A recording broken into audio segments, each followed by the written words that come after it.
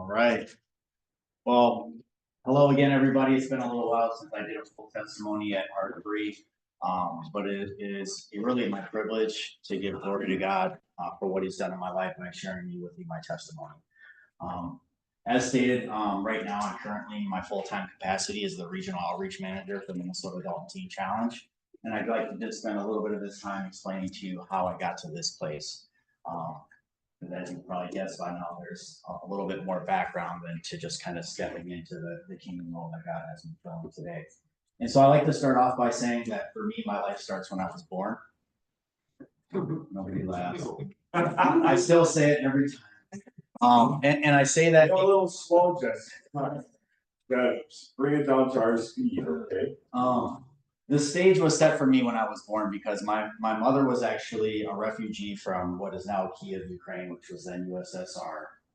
This is in the late 70s. And I was born to my mother just 3 days after her 15th birthday. And so my teenage parents, to say the least, raised me very unstructured. They were kids themselves, and I basically got to do whatever, whenever I wanted to do things. On the flip side of that, a lot of the things that I learned later in life that were probably necessity or more normalized for most kids, I didn't have.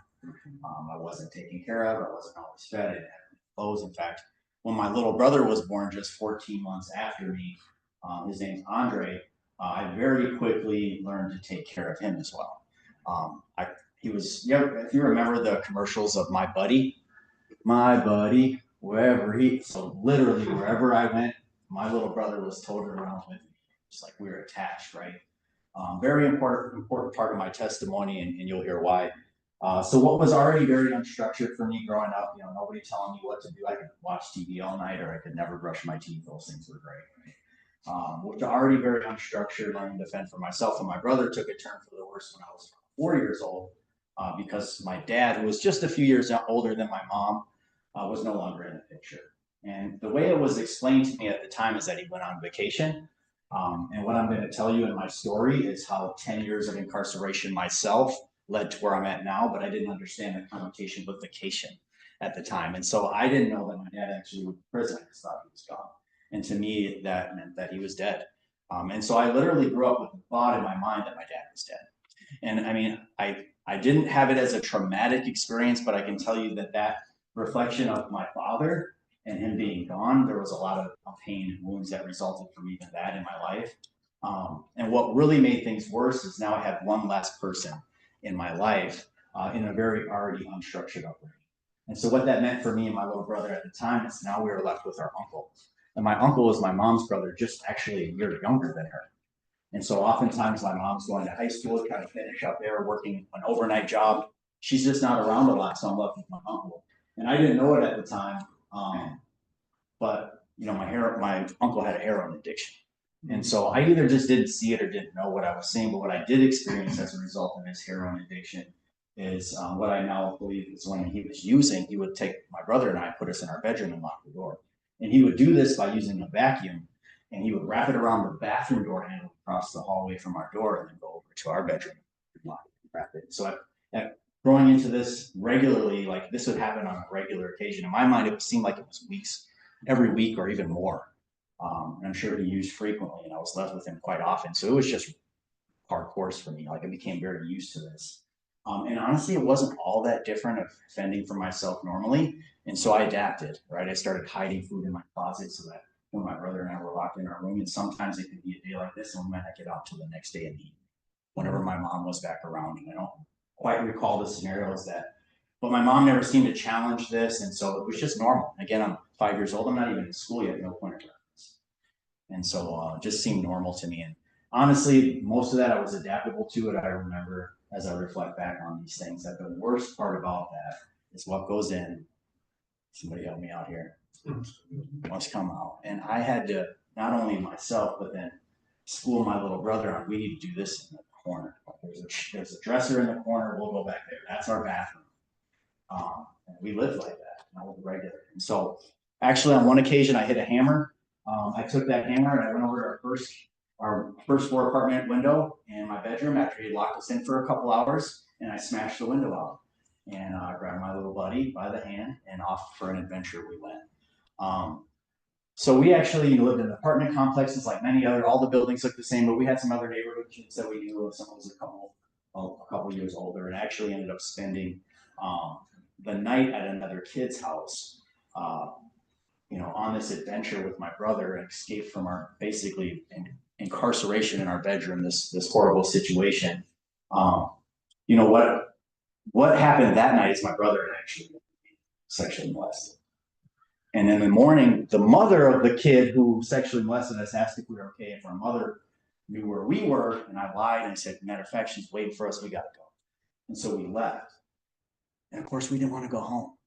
And so who would want to go home back to that situation? So in teaching my brother, like I've taught him many things in life, teaching him to throw rocks through the windows. And of course, somebody called. So my first encounter with law enforcement was when I was 5 years old. Somebody had called the police, and the police officer actually brought us home, knocked on the door. My mom answers the door. This is the next day, mind you. These your boys? Yes, they are. And so we walk in. And I don't know what the conversation was like at the door, but I do recall my brother and I would sat and watched television. And that's all I remember about it. I don't remember my mom coming to ask me about a broken window. I'm not saying she didn't, but in my mind and when I reflect, I don't remember or recall. So that sort of thing, that's a stark contrast. And I think it's pretty hardcore with the rest of the life that we're living. It's just sort of like carefree. Nobody cared. We're just living like that. And so whatever resulted from that conversation at the front door, I'm not sure how much of a part it played in what happened soon after, but I'm sure it did play a part as we ended up being put up for adoption. And so when we were put up for adoption, my brother and I were adopted together with this a grace and all of this because my brother was my blood, right? I don't know how it would have turned out. That separation would have been another wound in my life. But we were adopted together into a new set of parents. You can imagine they're adopting older kids who they know quite well are likely coming with some hardship. But that's the heart that they had to love these boys that weren't their own and give them everything they've never had. And so I stepped into at least a circumstantial environment, but I wasn't ready to accept that with the trauma that I had. And in fact, I experienced the loss of my mother. And so even though I was being abusive levels and neglected in my life, I love my mom. And so I remember, that I was very upset about that, especially early on, not knowing how to express these things. I just internalized them about me. Like, maybe what did I do? What did I fail? Why did she give us up? Why couldn't she keep us? And I just lived with those things. And also with the thought that my dad was dead and the things that had happened to us. And so I grew up like that, actually, with these great parents. I mean, I had all of the material supports I never had. In fact, both of my adopted parents were attorneys. And so they were very well-to-do. I grew up in South Minneapolis. They put me in competitive sports, which I poured myself into. I love being competitive. I love to compete. I thought that I just was going to be either a professional athlete or a police officer. Probably had something to do with the officer that brought me home, but that was in my mind. I'm going to be a professional athlete. If that doesn't work out, police officer. And I'm not going to use drugs and alcohol because I know those don't lead to either one of those careers. And I was part of the DARE program. So I was going to say no. Well, I didn't just say no. I'm hanging out with older kids in the neighborhood still. Mostly because they pushed me to be a better athlete. When I go to play a pickup game of basketball, whatever, the park, playing with the older kids, they pushed me to be a better athlete. But they also used and smoked and things like that. And I remember starting off with cigarettes. I tested it out, didn't see what the big deal was. So guess what? The next thing was, well, I'm just not going to do it. Well, marijuana came around, shortened up some of this. I give a longer testimony for my youth because they need to know what those experiences were like because they can relate to them. And they know that the road that it leads to is the same one that they're probably seeing themselves somewhere along those stages. And so went into marijuana and alcohol, and just not the hard drinks. Right?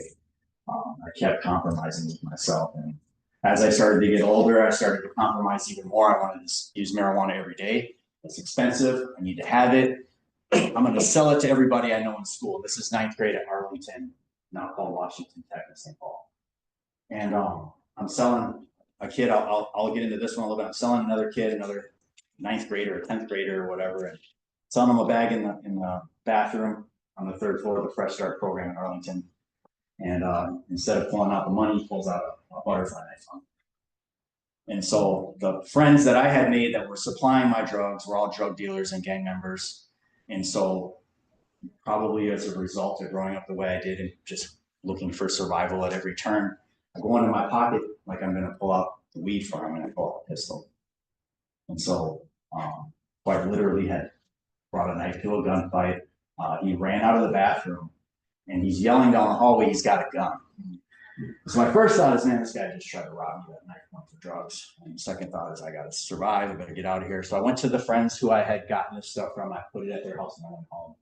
Well, at 4 a.m., don't you know, the police department raided my adopted dad's house. My adopted parents actually had divorced when I was 12.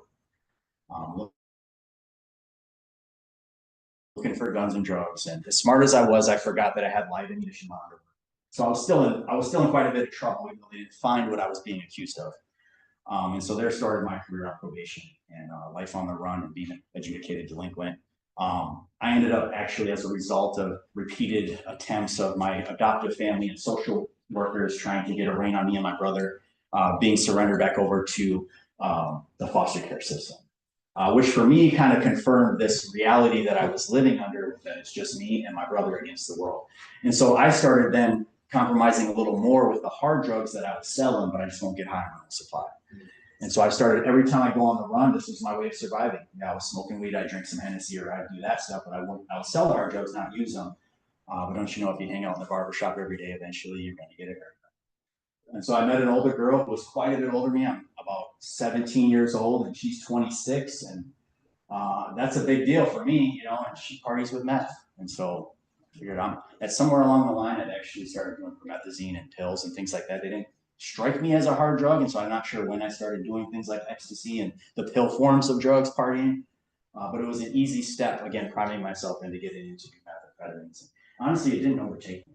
And that was part of the danger of it. It just became another option to party with along with cocaine or LSD or mushrooms. And I opened myself up to anything and everything I wanted to do. And then I just needed to have a supply of all those things because I'm business minded. I don't want to pay for these things. And so that was the life that I was living in and out of jail. And I finally got an opportunity. I got that same girl pregnant.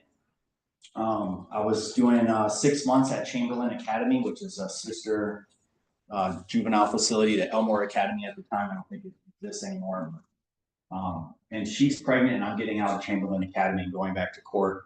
And the courts gave me an option because she had moved to Louisiana, whether I could either get out of Dodge, leave Minnesota for 365 days, do not come back in that time, or you'll be on adult probation, or you can just go on EJJ right now. Of course, I chose to leave. So I stayed gone for about the minimum. That relationship, as you can guess, was horrible. And came back to Minnesota, reconnected with my brother, and back onto the races of trying to be Tony Montana and living that life. And so about an 8-year run, where I thought I can picture this time clearly when I'm looking in the mirror thinking that my money, my cars, my multiple places to live has established me as a successful person. Now I recognize that as a very dead end, both literally and figuratively in my life. And so I started getting investigated. My home started getting raided. My older daughter with my first kid's mom, she used to come visit me. She's been through raids, things like in my life that, you know, she was a part of. She's asked, Dad, why do people always hand me cash? I said, well, that's Daddy's job. That's all. And so I was getting raided and actually went to prison for the first time in 2008. I had a private attorney, again, thinking that my money and things could protect me. But I fought off that case for 2.5 years. In fact, I even joined the military during that time, again, trying to survive, thinking that joining the military would keep me out of prison. It didn't. The judge sentenced me to 60 months in prison, and 2.5 years. And again, my season of incarceration in and out of prison. And every time I get out, I have my mind made up that I'm certainly not coming back to prison. So that probably meant at least staying sober while I'm on parole. But every time within a matter of a couple months, I was right back to where I had left off. And so I continued to do time in prison. And, you know, every time I go to prison, my brother was actually there ahead of me, and he's done 7 years in his life. And everything that I've learned how to do growing up like this, I taught everything. He's my little brother. He's my right-hand man. We're partners in crime. Everything, the worst of everything, and the best of everything, if you want to call it, that we did together. And so he said, hey, there's this program called IFI. Why don't you come check it out? It's sweet time. You can come here, do some time.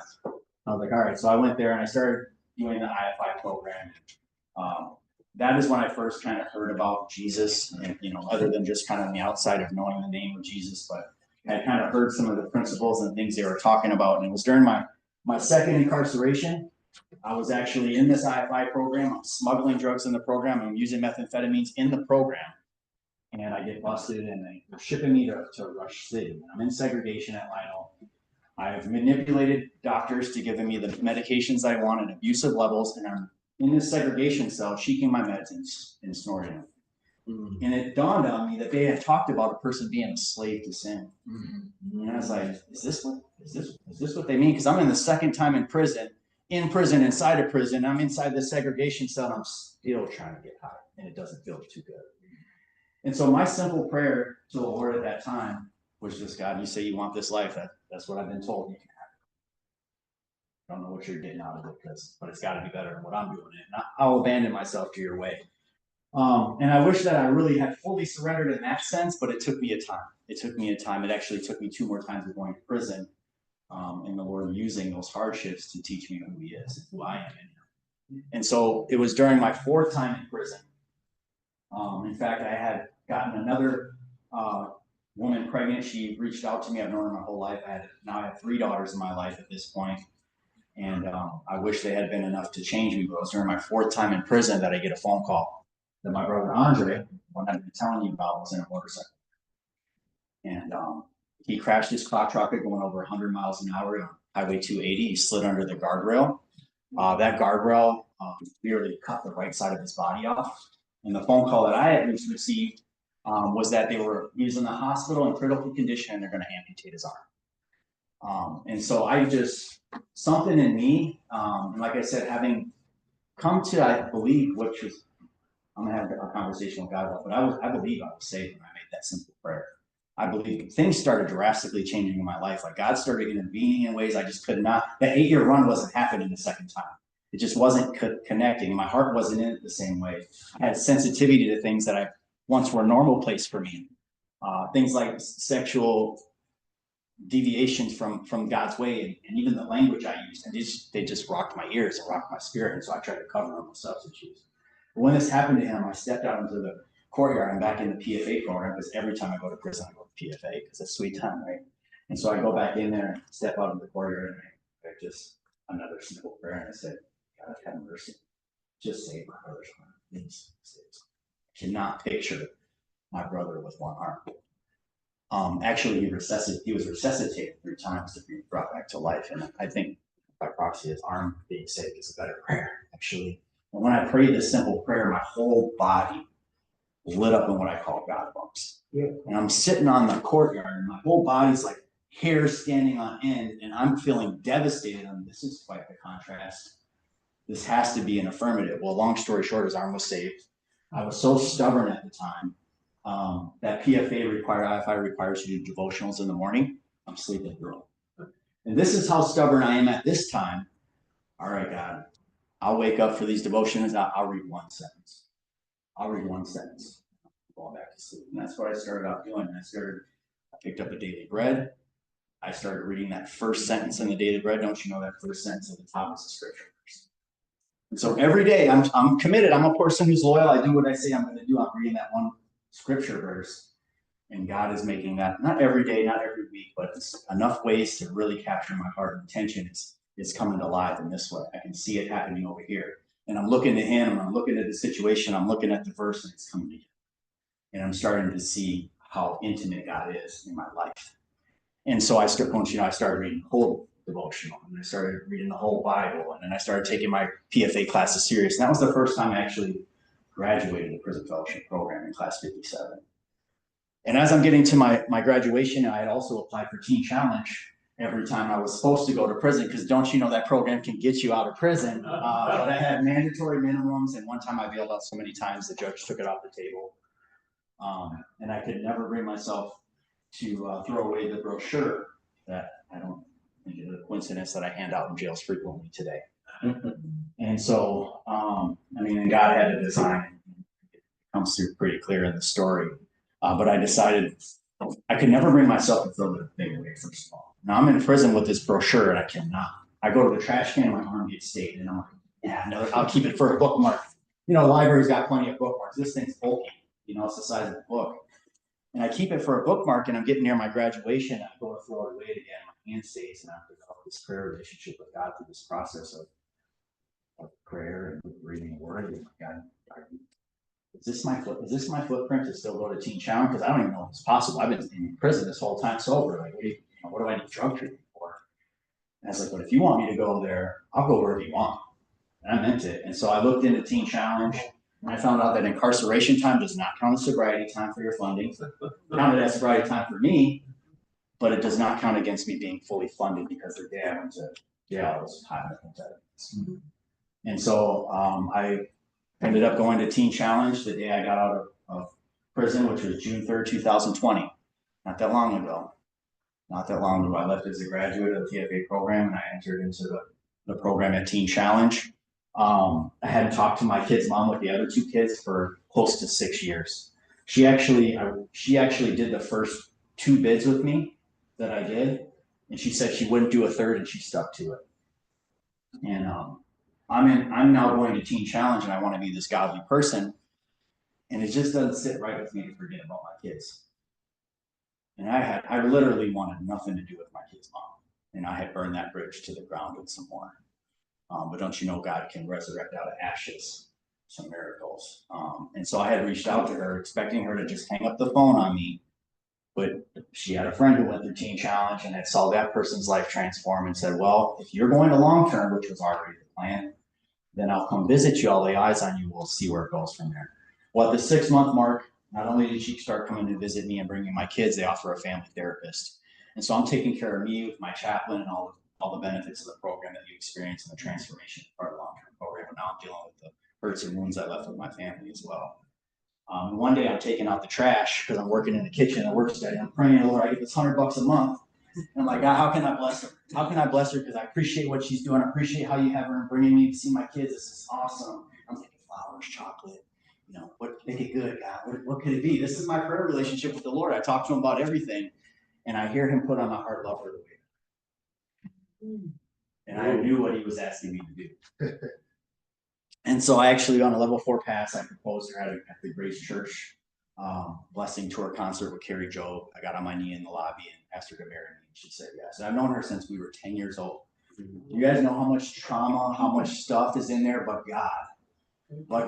And at one point I had heard the Lord say when I was praying about whether this is before all of this, if she was going to be the woman for me. And I felt in my heart, my prayer language saying God was telling me something better.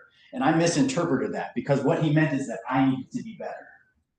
And that's what he's done through this process. So 3 months after I graduated Teen Challenge, I actually married my childhood sweetheart, the one that I have the other younger 2 kids with. And I applied for our Teen Challenge Leadership Institute. I told God I was fully committed. And when I was getting married, I just asked God again. We don't have because we don't ask. I said, God, I'm willing to stay here, just like I committed, and I will. If you send me to TCLI, I'll go. But I'm getting married, I'd like to provide for my family. So if there's a way, I'll clean toilets, whatever you want me to do.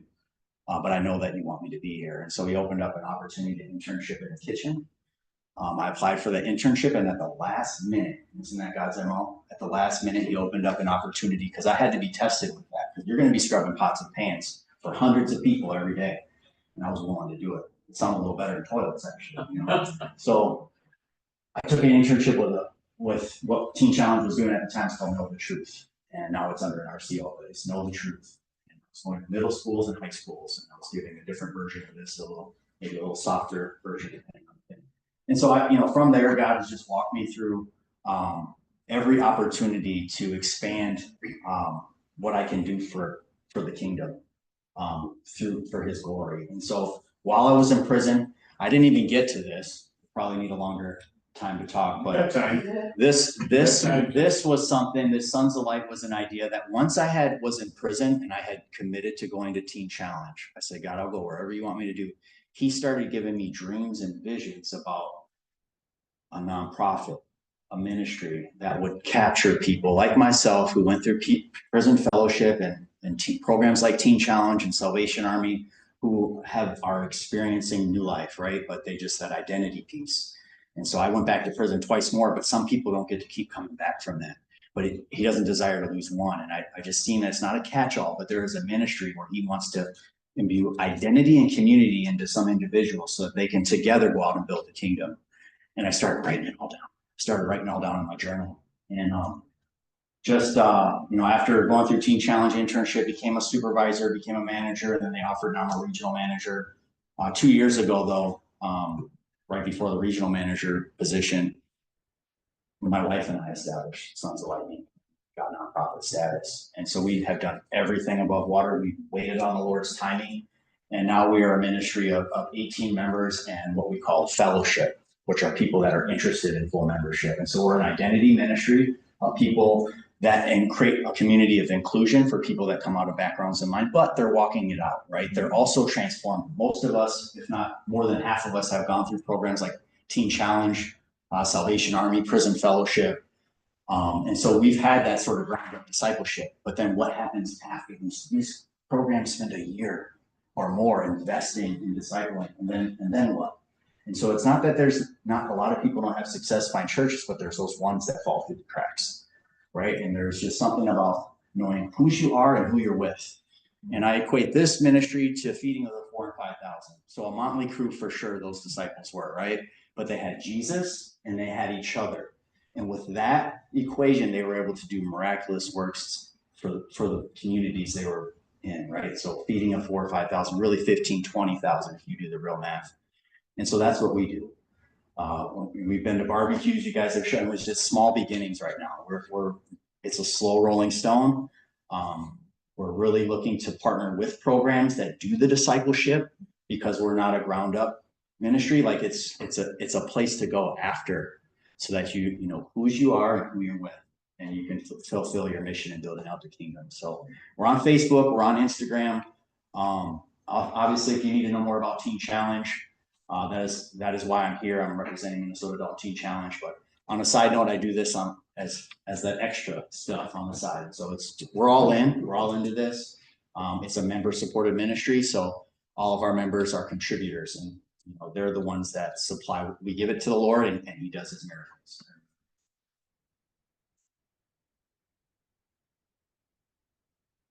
Questions for Jesse?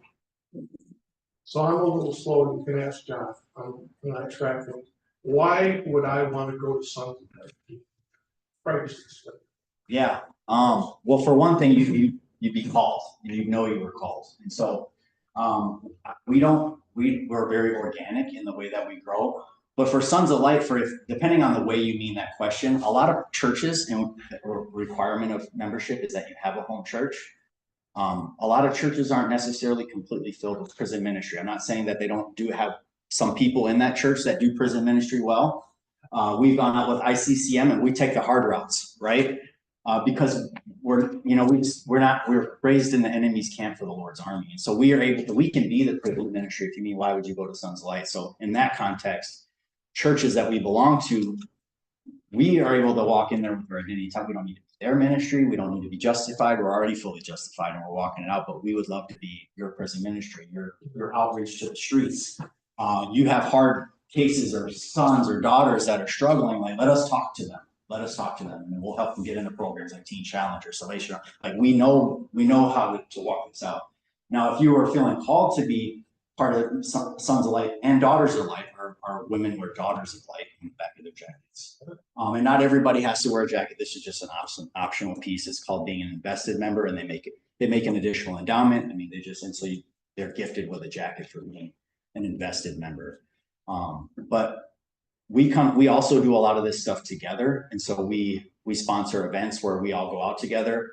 The admissions for those are covered. We supply Gideon New Testament Bibles, what's called a Friend of Gideon. So all of our members have those trunk full of Bibles to hand out as part of outreach. There's just a lot of things, and there's some things that we do together. We do barbecues. We come together, we do this, and then we serve our communities. And so if it's like there's something about knowing who you are and who you're with. And so it's not going to be a catch-all. But there's just those ones and twos. And so, like I said, we've been doing this for 2 years. We got 18 members. Oh. And we do outreach, right? And so in some sense, we're just solidifying the identity that's in each of our members. And because we're doing that, some of them will never go back. So I'm one of them. I'll never go back because of what God's given me. He gave me a ministry. there was a time when I was even praying, I wanted to sow into a Kingdom Builders thing. And I wanted to make a big sow, right? And I had all these journal notes and I wanted to make this big sowing into it, because I just felt the Lord's move on my heart to just give above and beyond. And I was praying, like, Lord, where can I give into Kingdom Builders? I want to give to Kingdom Builders. And he said, I gave you a Kingdom Builders.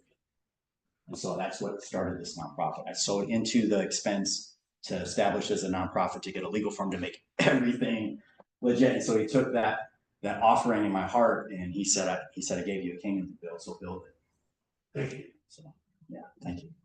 How do you instruct someone? Let me back up a little bit. One of the most powerful questions we used to ask the guys. I spent a little time at the Salvation Army Adult Rehab Center, about 100 guys. We used to ask them, "Who are you?" "Oh, my name is Bill." And I said, "That's your name. Who are you?" And they said, "Well, I'm a carpenter." I said, "That's what you do for me." And that hit them between the eyes. It just stunned the whole room. So it's a proper question. My question to you is, you keep saying, we know who we are. How do you address it? If I say, "Who are you?" what would you say? Yeah, well, I mean, we are friends with day and come to life, and not one thing I know. All of us.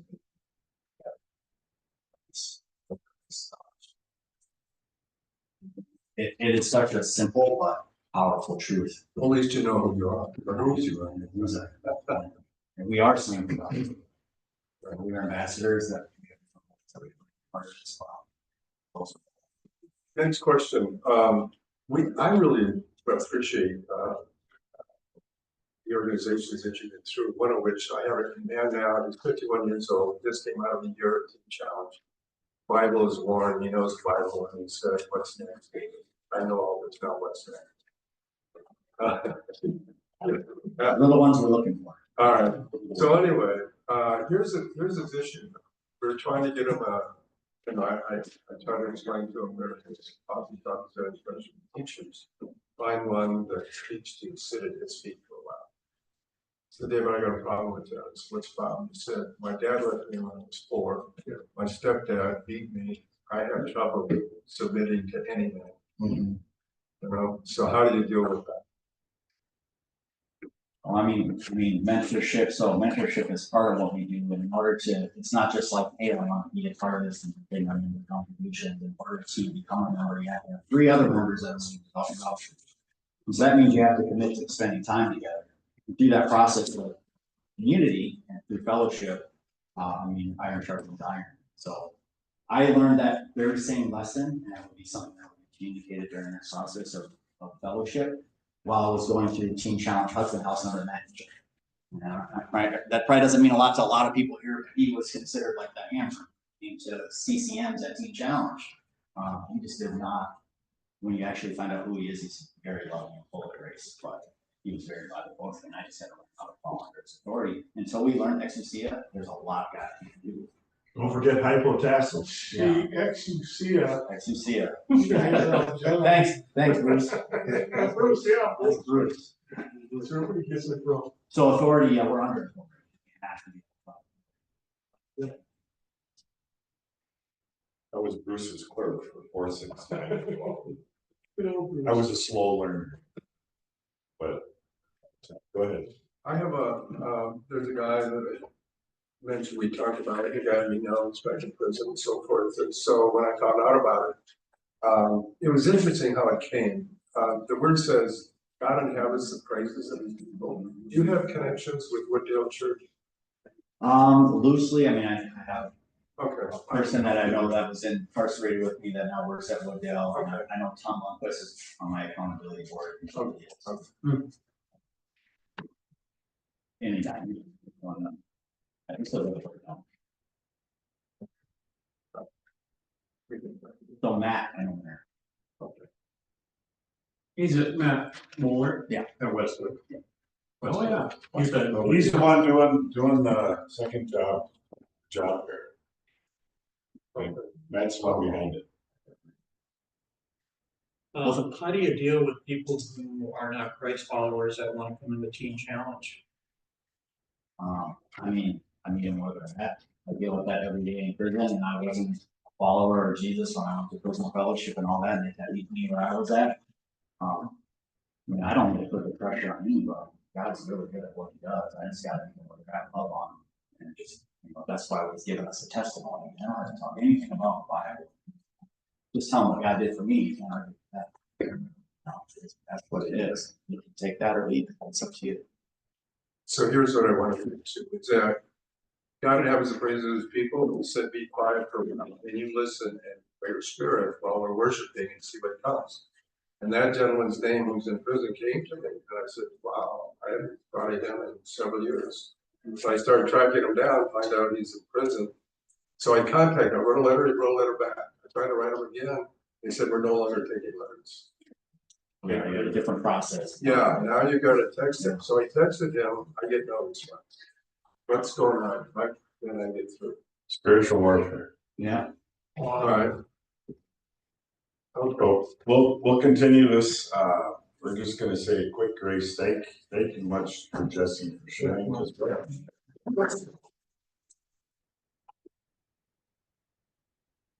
I was sharing literally until I sat down in my chair.